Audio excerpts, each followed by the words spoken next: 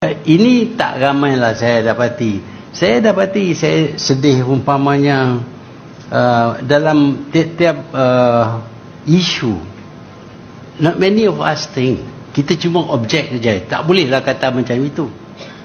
Umpamanya yang berkenaan dengan perkataan Allah. Kita semua tidak bersetuju perkataan Allah digunakan oleh dalam Bible.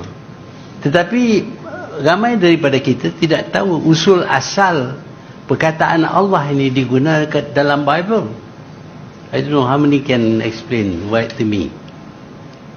Macam mana punca perkataan Allah ini digunakan dalam Bible.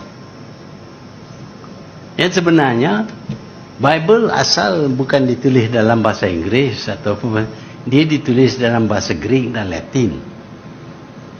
Dan dalam bahasa Greek dan Latin tidak ada perkataan Allah. Tidak ada.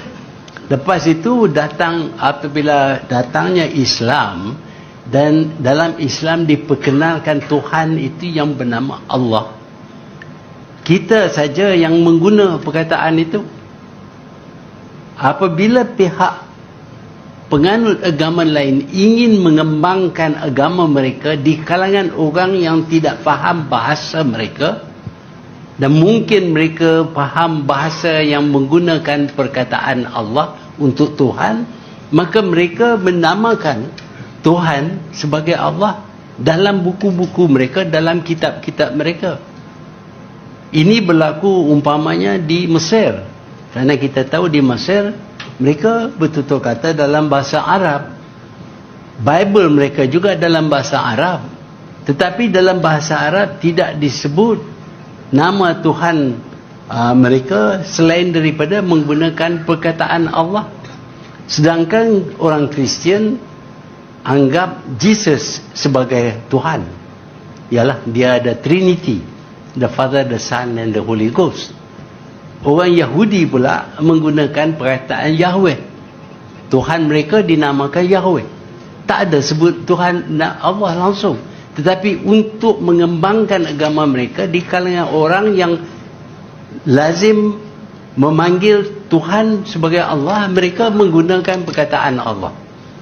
Selepas itu apabila saja diterjemah Bible untuk bangsa-bangsa lain, mereka menggunakan perkataan Allah. Sebab itu di Indonesia memang perkataan Allah diguna.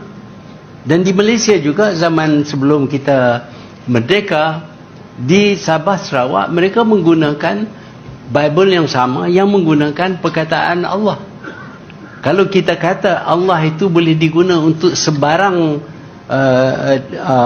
agama, itu tak tepat. Yang tepat ialah Allah, perkataan Allah itu bermula dengan agama Islam.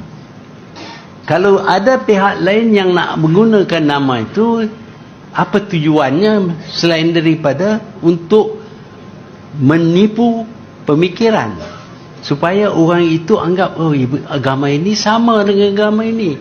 Jadi tak mengapalah kalau kita terima. Unsur penipuan itu memang ada. Sebab itu kita tidak boleh terima penggunaan perkataan Allah. Tapi yang kita tahu, kita tak bersetuju saja. Ini kita punya, ini kita punya. You know, we have to explain. We can explain kenapa dia bukan you punya, ini kita punya. Mainlah.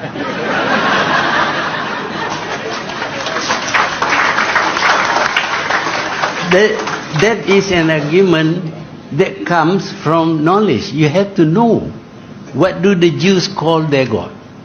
Jews panggil God-nya Yahweh. Berapa orang kita tahu?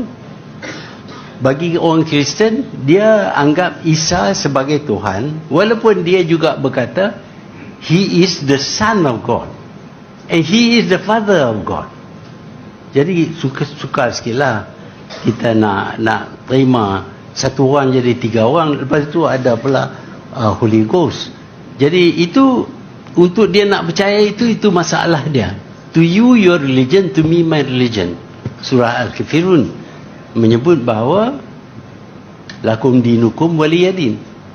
So dia nak panggil apa, dia panggil lah. Tapi janganlah ambil orang kita punya nama bagi kepada nama orang lain. Takkan kita nak panggil Jesus Christ Allah? who wants to call them? Itu tak kena. But so we have to equip ourselves with knowledge. Kita malas nak baca buku, dengan itu kita tak ada knowledge, kita cuma ada emosi, kita marah. Oh, tak boleh lah macam tu. Tak baik. Bukan tak baik, tak boleh, tak kena. The reason must be given. Then you can win an argument. That is what I think anyway. Sila subscribe, like, comment, share, follow untuk menerima notis video-video yang lain. Sokongan Tuan Puan membantu penghasilan karya video seterusnya.